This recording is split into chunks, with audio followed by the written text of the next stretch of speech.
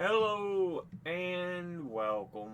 My name is Alan and we are back with more 2025-2026 state governments and officials. Today, which was meant to be Friday's video, we are looking at Idaho, the potato state. I don't think it's technically its nickname, but kind of what it's known for is potatoes. Anyway, let's go ahead and take a look at it here, starting off, if I can get my mouse to work. I don't know why it wants to be a pain in the butt so many times. With the Idaho Constitution,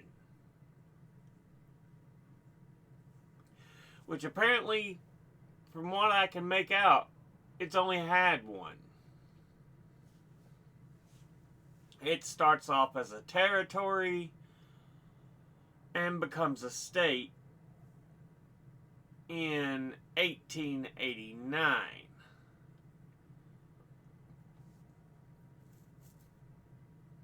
And thus you have the Idaho Constitution formed.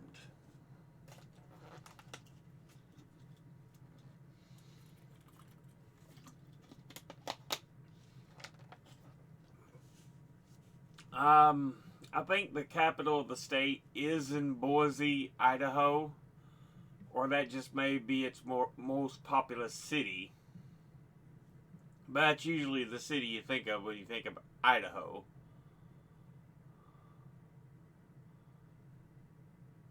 I can't think of another town that may be its actual capital, but yeah.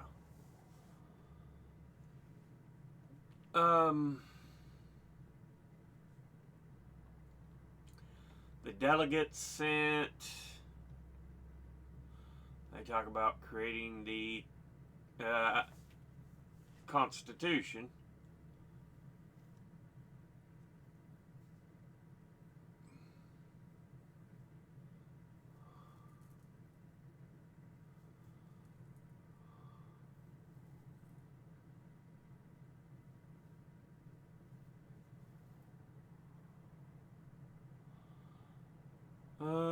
Blah blah blah, all of that. But I believe it is the only constitution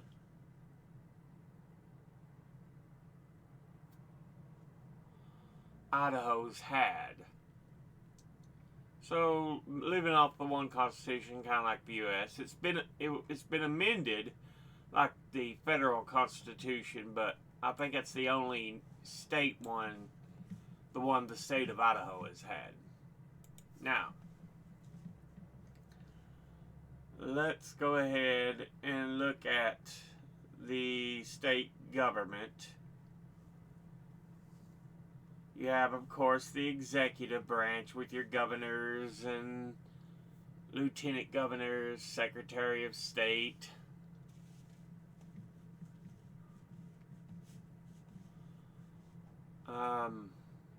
It has no term limits for its governor, only one of 13 states that do that.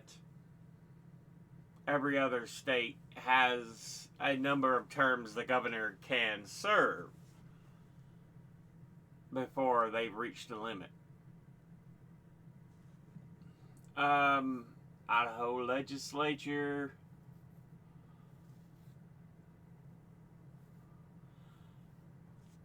is part-time. That's interesting. Thus, the Idaho legislators are considered citizen legislators, meaning the position of legislator is not their main occupation. That's interesting. I like that.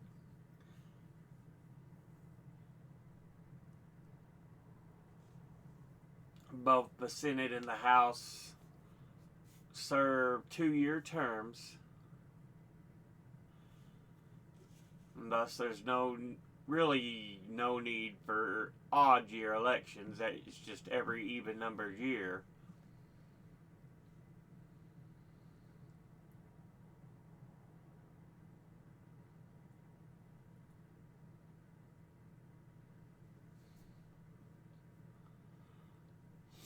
And then number of courts. But yeah, um, that's a quick overview. With that, let's try to dig into these um,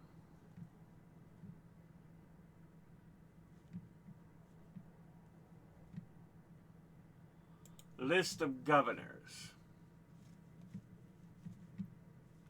Now, first, you'll see a lot of territorial governors. Governors who are appointed. You'll notice on the far right side.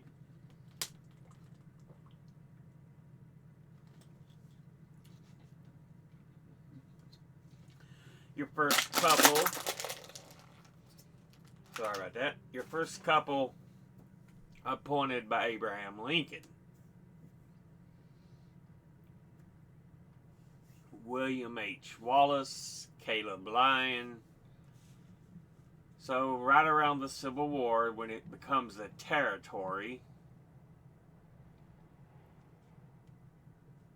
you get appointees by Andrew Johnson, Ulysses S. Grant,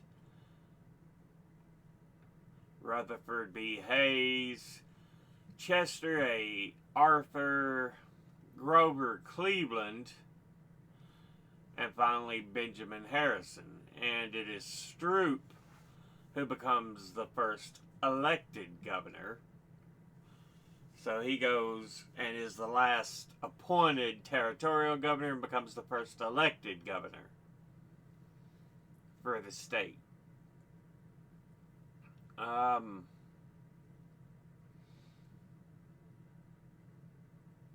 So yeah. He only serves a few days. 11 days in December as the first elected, before he's followed up by N.B. Wiley, or Willie. I'm not quite sure how it's pronounced. I would assume Willie because it's double L. Usually when you think Wiley, it's Wiley. Anyway.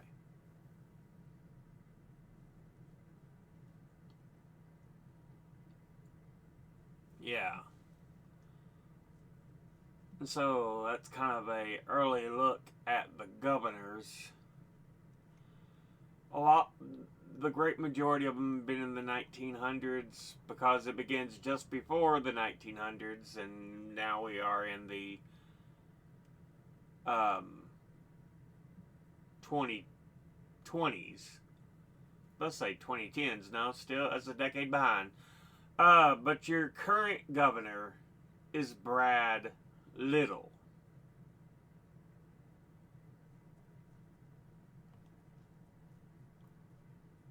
So yeah.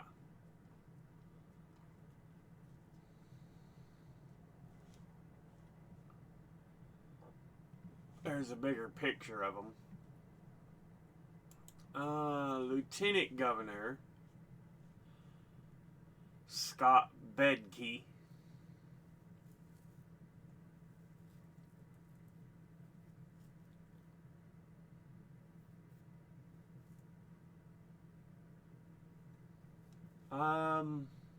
And Secretary of State of Idaho says Phil McGrain. Now we've got the regular pages pulled up from the government website.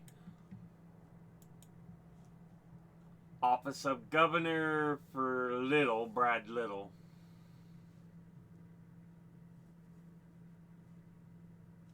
So yeah. Lieutenant Governor for Scott Bedke. Your Secretary of State for Idaho, Phil McGrain.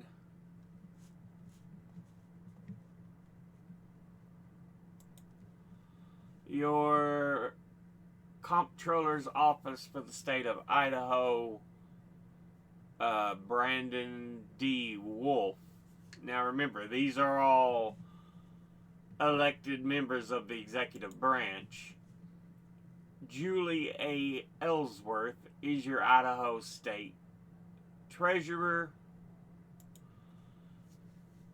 Raul R. Labrador is your Attorney General. There's supposed to be a superintendent, I believe, of schools or education, but the page wasn't pulling up quite the way it should. So, I don't know what was going on there, but yeah, there's federal, but Superintendent of Public Education, Debbie Critchfield. Those are supposed to be your elected members in the executive office. Let's go ahead and look at the cabinet for the governor for the state of Idaho. There are multiple positions that are divided into 5 groups. Your Economic Development Cabinet, your Healthcare Cabinet, your Natural Resources Cabinet, Public Safety Cabinet, and Good Government Cabinet. In the Economic Development Cabinet, you have the Department of Agriculture, led by Chanel Tewalt, Department of Commerce, led by Tom Keeley, the Industrial Commission, led by Aaron White, Department of Labor, led by Janie Revere, Workforce Development Council, led by Wendy Sechrist, Parks and Recreation, led by Susan Buxton, Transportation Department, led by Scott Stokes, Department of Finance, led by Patty Perkins, and the Public Utilities Commission, led by Edward Lodge. In the Healthcare Cabinet, you have the Department of Health and Welfare, led by Juliette Chiron, the Department of Insurance, led by Dean Cameron, the Office of Drug Policy, led by Ross Edmonds, and the Division of Veterans Services, led by Mark Shample. In the Natural Resources Cabinet, you have Energy and Mineral Resources, led by Callie Younger. Species Conservation, led by Mike Edmondson. Environmental Quality, led by Jess Byrne. Agriculture, led by Chanel Tewalt. So she leads 2. Well, it's only the one, but it's in both groups, Natural Resources and Economic Development. That's interesting. Department of Lands, led by Dustin Miller. Department of Water Resources, led by Matt Weaver. And Department of Fish and Game, led by Jim Fredericks. The Public Safety Cabinet, you have the Office of Drug Policy, led by Ross Edmonds. Idaho State Police, led by Colonel Bill Gardner. Commission of Pardons and Paroles, led by Christine Starr. Department of Juvenile Corrections, led by Ashley Dow. Department of Corrections, led by Bree Derrick. And the Idaho Military Division, led by Tim Donnellan. And finally, in your Good Government Cabinet, you have the Office of Information Technology Services, led by Alberto Gonzalez. Department of Administration, led by Stephen Bailey. State Tax Commission, led by Jeff McCrae. Division of Financial Management, led by Lori Wolf. Division of Human Resources, led by Janelle White, and Division of Occupational and Professional Licenses, led by Russ Barron. But that's been a look at the executive branch. With that done, let's look at the legislative branch. Now, of course, it is a bicameral body, double chambered, just called the Idaho legislature. There is a Senate, a House of Representatives. Your Senate president is Scott Bedke, the lieutenant governor. So, taken very much from the federal government's role where the vice president plays the tie-breaking vote in the Senate. Senate President Pro Tem is Kelly Anthony, and your House Speaker is Mike Moyle. Altogether, in the Senate, you have 35 seats, 29 Republicans, and 6 Democrats. So, yeah. Quite the disparity there. And it's even more clear in the House of Representatives, 61 Republicans, 9 Democrats. But yeah. Yeah, Boise. Okay. That is the capital.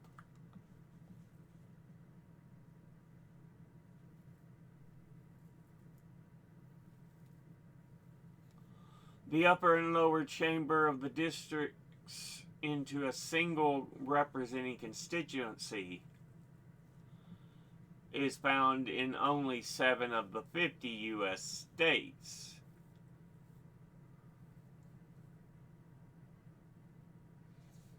Idaho, Arizona, Maryland, New Jersey, North Dakota, South Dakota, and Washington State. So they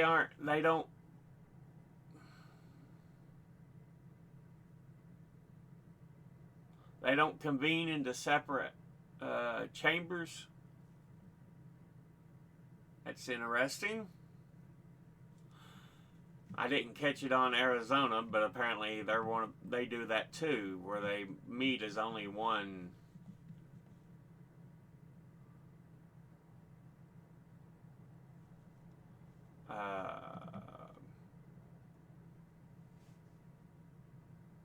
One group.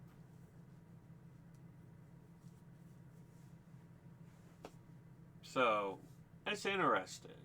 That is interesting.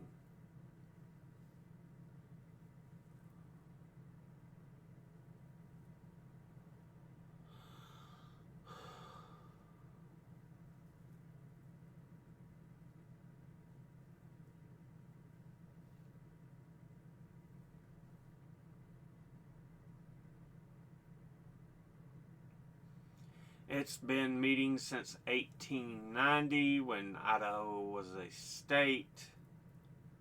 Became a state, I should say.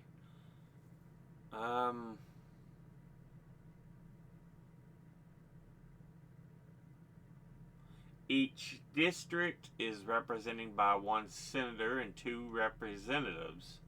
So that's interesting.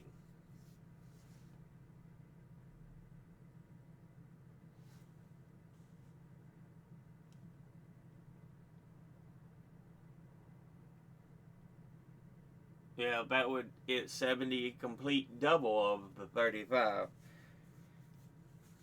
That is really interesting that they do it kind of that way. 2 representatives to every 1 senator. Interesting. Whereas in the U.S. federal legislature, your Senate, each senator, there is 2 per state. And then uh, one representative depending on population of an area. Like I know North Dakota, so little of a population, it has one total representative, but there's other states that have higher populations, so it's kind of split up based on population density, how the district should go.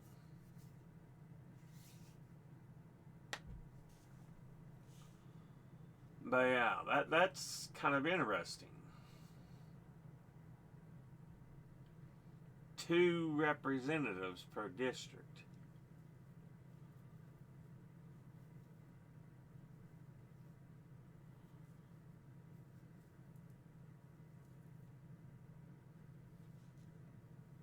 Hmm.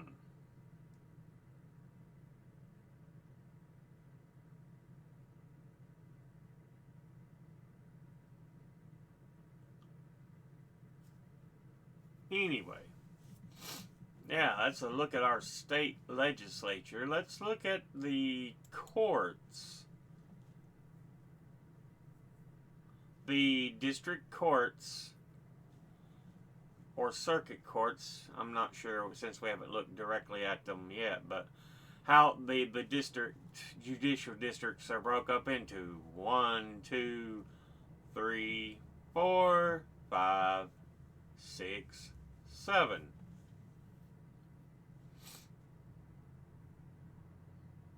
Your courts in ranking of size.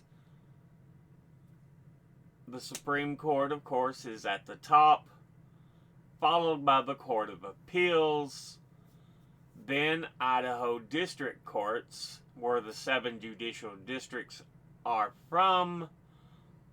Under the district courts, you have the Idaho Drug Court and the Idaho Mental Health Court. And yeah, let's go ahead and look at the Idaho Supreme Court.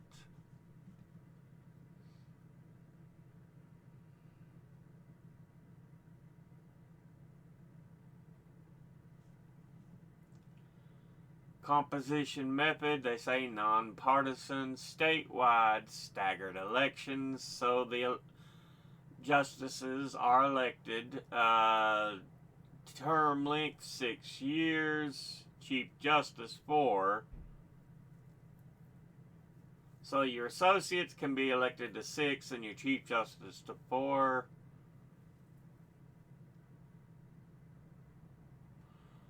But for a total, there's 5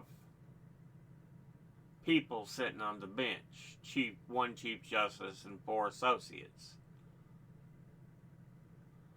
Your current makeup of the court is Chief Justice C. Richard Bevan, and then your associate justices are Robin Brody, Gregory W. Moeller, Colleen Zahn, and Cynthia Meyer.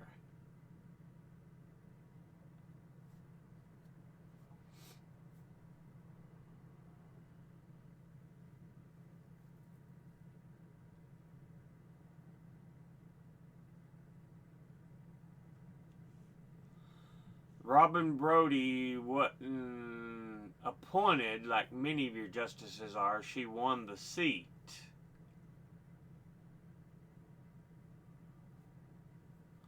Because the seat itself was open.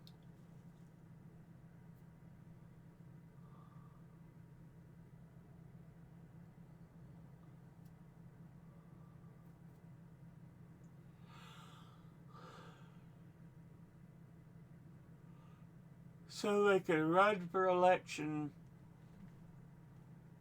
or the governor can appoint them.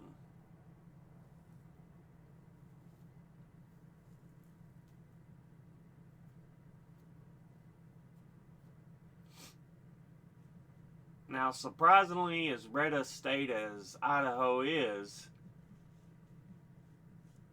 you've got what looks like a majority female bench. Robin Brody, Colleen Zahn, and Cynthia Meyer. Surprising, Idaho. Pleasantly surprised. Figured as red as you are, you're very anti-femininity when it comes to positions of decision making and everything, so you surprised me. Under the Supreme Court, you have the Court of Appeals, the intermediate level appellate court for the state of Idaho.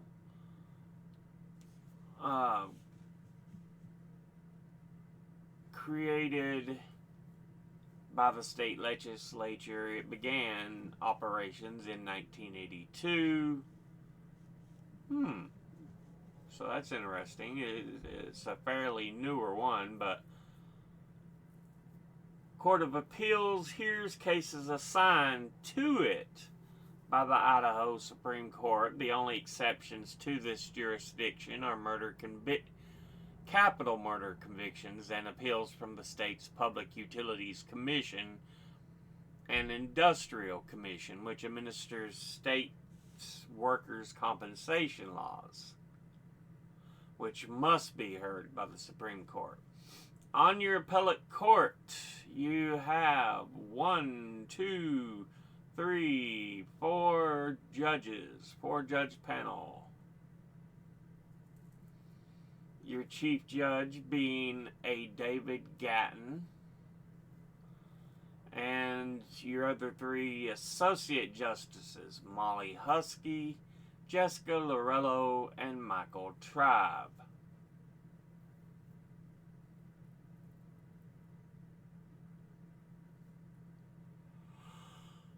So yeah.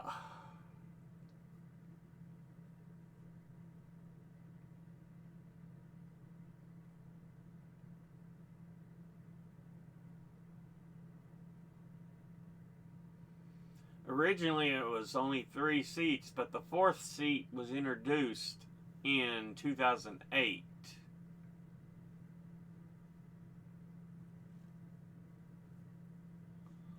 So interesting.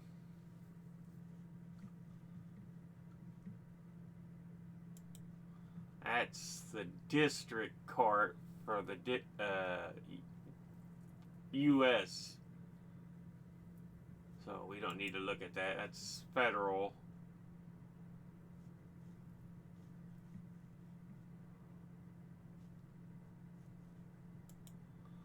But yeah, that when we're getting into much different stuff, judicial districts, and it deals a lot with apparently mental health and drug issues. But yeah, that's a look at the court system of Idaho. But in general, that's been a look at Idaho's government and officials in total.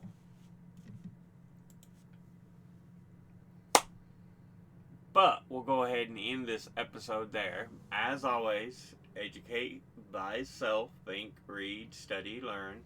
Someone tells you something you have trouble believing, ask them to cite their sources. I'll be putting my links and sources in the description box below the video.